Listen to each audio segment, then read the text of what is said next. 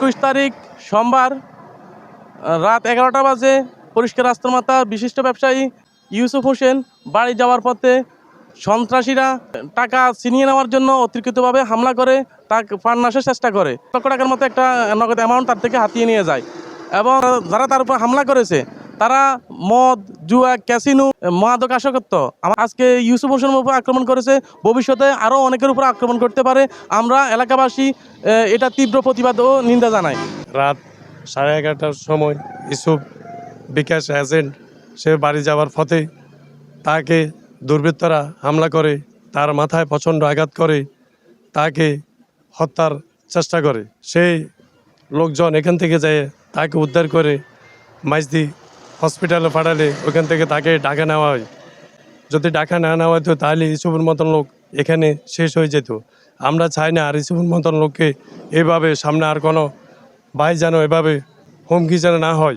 প্রশাসনের কাছে দৃষ্টি করতেছি যে তাদেরকে আইনে আদানে শাস্তির দাবি করছি। এ বলে আমি আমার সংক্ষিপ্ত বক্তব্য শেষ করলাম। আসসালামু আলাইকুম।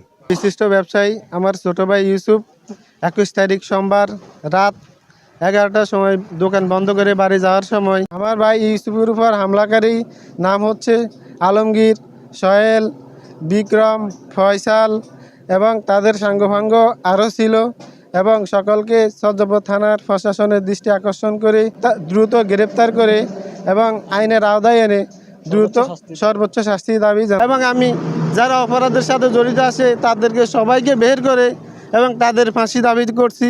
যদি এই সমাজবাসী, এই বাজারবাসী মাদক, ক্যাসিনো ইয়াবাকে প্রতিহত করতো, হয়তো আজকে আমার ভাই ইউসুফের রক্ত আজকে জড়তো না। কাজে যদি আমরা এখন সমাজ থেকে সব নির্মূল না করি, প্রতিহত না করি, সভা সমাবেশ করে না তুলি, তাহলে আমরা হারা শত বাইরের রক্ত এই বাংলা জমিনে ঝরবে। তাই আমি আজকে এখান থেকে আহ্বান করতে চাই এই সমাজবাসীকে, সুশীল সমাজকে, সচেতন মহলকে হাতে হাত মিলিয়ে, কাঁধে কাঁধ মিলিয়ে একতাবদ্ধ হয়ে এসব বিষয়ে প্রতিহত করার জন্য। তবেই এই সমাজ এসব মুক্ত হবে এবং এরকম ইউসুফ ভাইয়ের মতো আরও হাজার ভাইয়ের রক্ত আর এই বাংলার মাটি ঝরবে না। আমি এই সজ্জাবর থানা প্রশাসনের প্রতি একটি আহ্বান জানাই, অনতিবিলম্বে সকল অপরাধীকে শনাক্ত করে আইনের আওতায় আনার জোর দাবি জানাচ্ছি। পরিষ্কার রাস্তার মাথায় বিকাশ ব্যবসা করেন দীর্ঘদিন। এখানে বাজারের ব্যবসায়ীদের সাথে তার একটা সম্পর্ক, সেখানে খুব সুন্দর সুশৃঙ্খলভাবে সে ব্যবসা করে আসছে।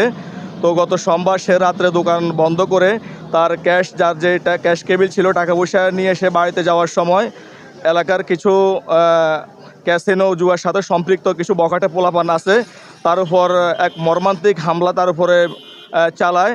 তো এমত অবস্থায় সে এখন বর্তমান ঢাকা মৃত্যুর সাথে পাঞ্জা লড়তেছে। তো আমরা এলাকার এই সমস্ত দুর্বৃত্ত, এই সমস্ত ক্যাসিনো জুয়ারিদের দৃষ্টান্তমূলক শাস্তি দাবি করতেছি। অনতিবিলম্বে আমরা প্রশাসনকে অনুরোধ করব অপরাধীদেরকে গ্রেফতার করে তাদেরকে সর্বোচ্চ আইনের আওতায় এনে সর্বোচ্চ শাস্তি যেন নিশ্চিত করা হয়। আমরা সুবর্ণচর এলাকাবাসীর পক্ষ থেকে, সবার পক্ষ থেকে আমরা প্রশাসনকে বিনীতভাবে অনুরোধ করতেছি এবং সাংবাদিক ভাইদের মাধ্যমে আমরা পুরা বাংলাদেশের প্রশাসনকে আমরা বিশেষ করে আজকে এই বর্বরচিত হামলার দিকে দৃষ্টি আকর্ষণ করার জন্য বিশেষভাবে অনুরোধ করছি।